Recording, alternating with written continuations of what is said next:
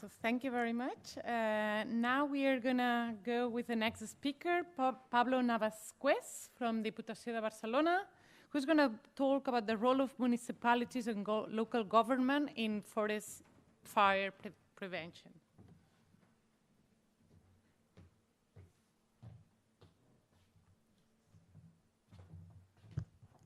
Hello, good afternoon, or good evening. Actually, my presentation should have been held this morning, but for organizational reasons, it had been postponed to this afternoon in the block of, what is it called? Challenges, Opportunities, and Research Studies. I will basically talk about forest fire prevention and the role of the municipality and the province, in the province of Barcelona more specifically.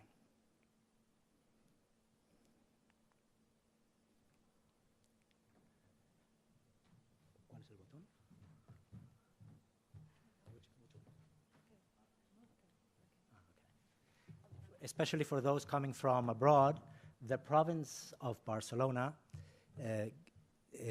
basically gives support to the over 300 municipalities in the province in various aspects, from road construction, library, support in many municipal activities, but among them also forest fire prevention.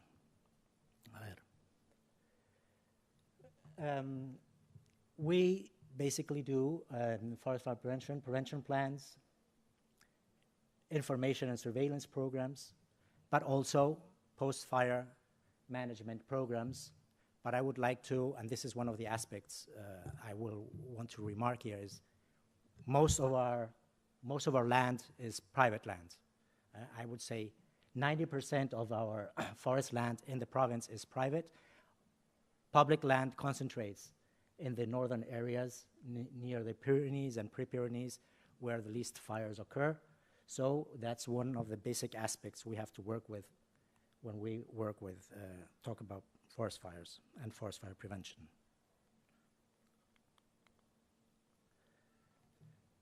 The main infrastructure, main projects we do are road maintenance and road construction, the signs to water reservoirs and hydrants, the planification of the municipal forest plans. This means, very specifically, talk with the forest owners. They have not been mentioned. Going back to the presentation, our colleague from the University of Rovira Virgili mentioned about the framework, and the framework. Prevention is not sexy compared to extinction. Prevention is never going to hit the news. So that's a difficult thing that we have to consider when we have to talk with the forest owners, when we have to talk to the municipal responsibles. So that's the thing that is in the dark that no one sees, but this is what basically takes most of our time. This is also, or mainly, the real world.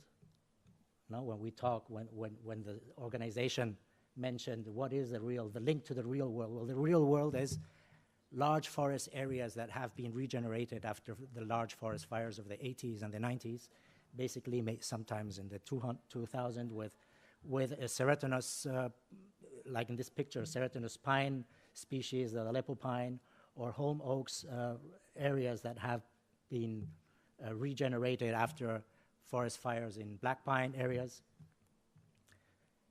And this is also the real world. Rarely grassland forest fires, mostly when large fires occur, they burn absolutely everything, but we are also extremely surrounded by urbanized areas and scattered houses and farms that are all in private land.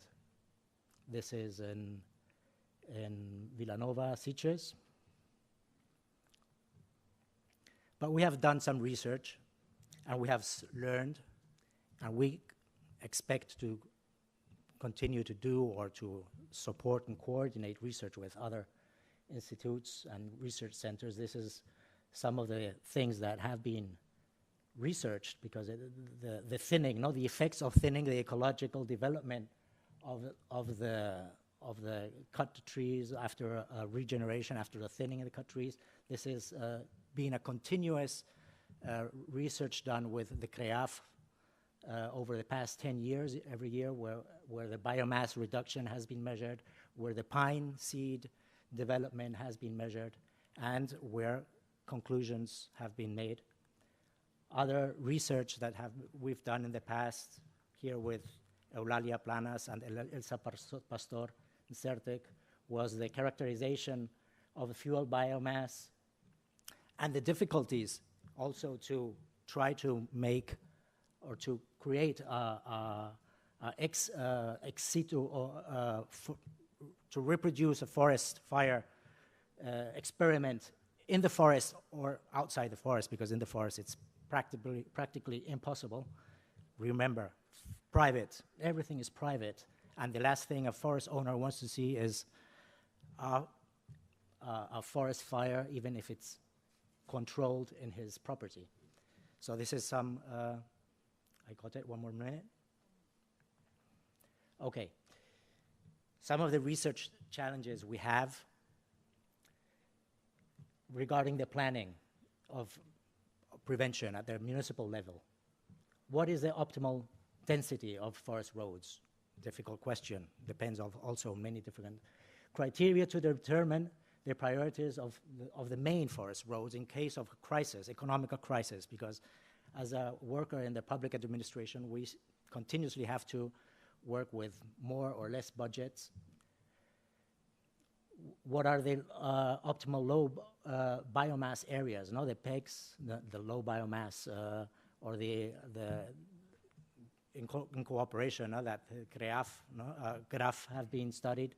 What is the optimal width of the perimeter fringes in the wildland-urban interfaces? Nowadays, the law contemplates 25 meters. Is that enough, or is it too much regarding the vegetation and also the construction materials?